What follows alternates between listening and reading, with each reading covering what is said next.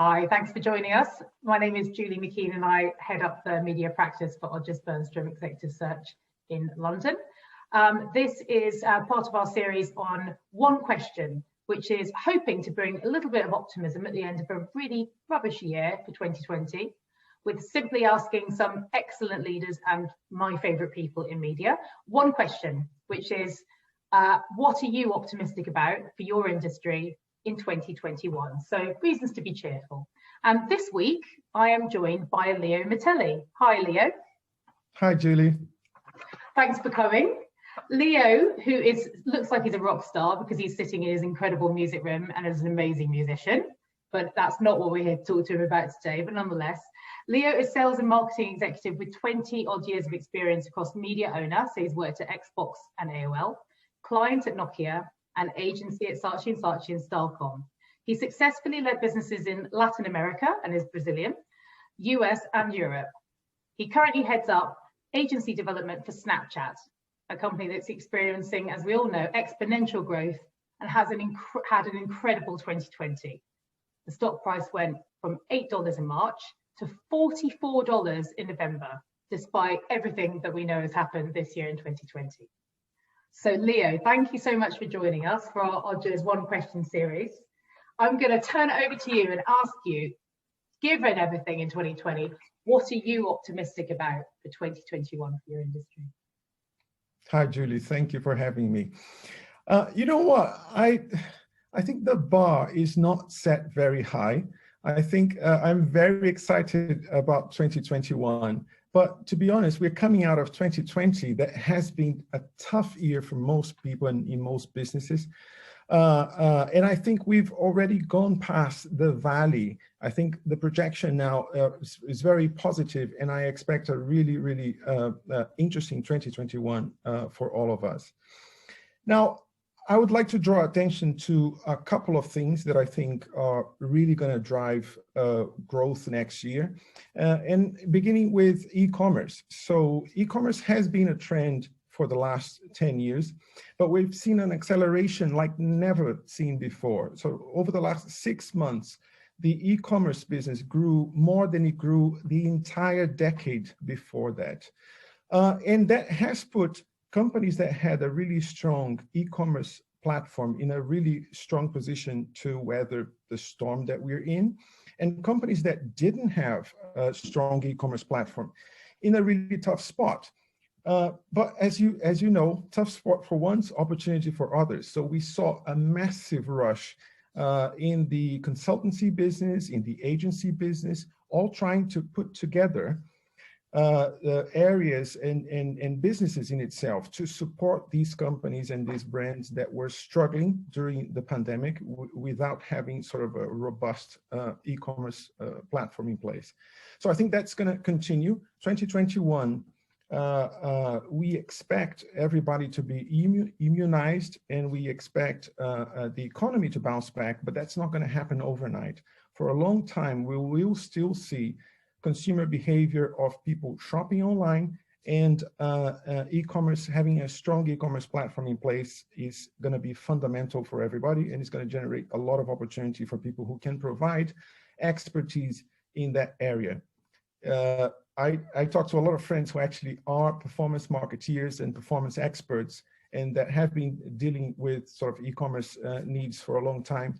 They are at the right place at the right time. That's the kind of talent that will be in demand like crazy for the next 18 to 24 months.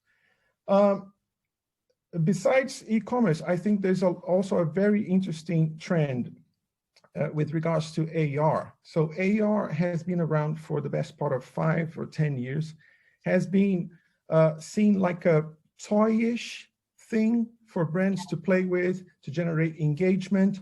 And we've seen a lot of interest over the last 12 months of brands trying to understand what's the role that AR can play in fulfilling all those different stages of the purchasing funnel. Because like, given we are in a situation that we are in where people cannot go shopping, cannot go to a physical store to try products, how do you, as a brand, put products in the hands of consumers And AR delivers on that promise like nothing else. So we've seen a big shift in the usage of that technology from just being an awareness in a sort of a toyish type of execution into becoming something fundamental for how people experiment new products and how people get their hands on new devices before they buy. That's great. Finally, one of I wouldn't say it's a trend, I think it's more of a technology development, which is that 5G is going mainstream. 5G is 2021 is the year where we expect 5G to literally go mainstream. The technology has been around for quite some time. The service has been available, although the coverage hasn't been great. But now with the launch of the iPhone 12 and Samsung having 5G devices, it is going to go mainstream. It's going to become really popular. And even though it will obviously allow people to navigate faster and stuff like that, that's not the main development. The main development is will allow us to provide service and utility straight in your mobile like never before. Right. It will enable things like self-driving cars. Like the technology is there, but the connectivity wasn't there. Now those two things come together, and you're going to start seeing a lot of governments allowing self-driving cars to actually be in the roads and stuff like that. But I think one of the most interesting developments is the fact that the IoT devices that we currently have at home will start being connected to the internet, but not in a passive way like they are before, much more in an active way. So what we have today, most of the times, is we have an Alexa connected, we have a fire sensor connected, we have our locks connected, but those are passive devices. Mm-hmm. When you start having your washing machine connected to the internet and being able to order washing powder once you get to a certain threshold on your behalf, that is going to change a lot of the way in which we purchase things that are low engagement purchases. And that will have a massive implication on how marketing budgets are applied, because the likes of Unilever and P&G, who spend a considerable amount of money in making sure that their brands are top of mind, so when you go shopping, you buy their products, they are going to have to start playing the game of performance and making sure that whatever auction happens between your device and the Amazons of this world, that they come on top and that they are actually the brand that gets fulfilled in that transaction. So this is going to be massive. I think it's going to be the birth of a new, like Google did with search. That's going to happen once those devices get connected, and they were just waiting for 5G to be widely available to be connected. This is all in store for 2021. It's super exciting. That's huge. What a whistle-stop tour. And on that latter point, it's interesting, isn't it, that quite a lot of brands are still playing catch up on voice search and voice being already they're so far behind on understanding how, particularly younger generations, why would they type it into Google? It's so alien to them. That actually you will know this from Snap and your audiences. But it's very fascinating to see that how quickly that's going to go into actually brands having to get to grips with the connected home because of the 5G underpinning.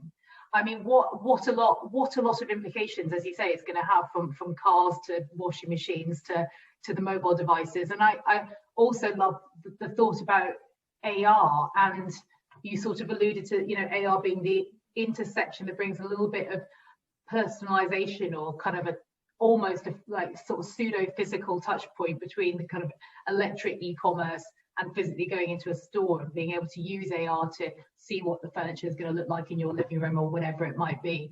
There's lots that's going to be able to try to bring e-commerce to life a bit, isn't it? Exactly. And that's all being powered also by AI, because the learning mechanisms and algorithms, they are now allowing us to have an understanding of, for instance, a room. You mentioned the room and you want to see how it looks with a different piece of furniture or with a different color. Now, AI allows us to understand the lighting of the room much better, the depth of the room much better. And that is in real time getting better and better in allowing people to make purchase decisions much better informed and with a much better understanding of how that thing will actually play out once they buy it and it arrives in their house.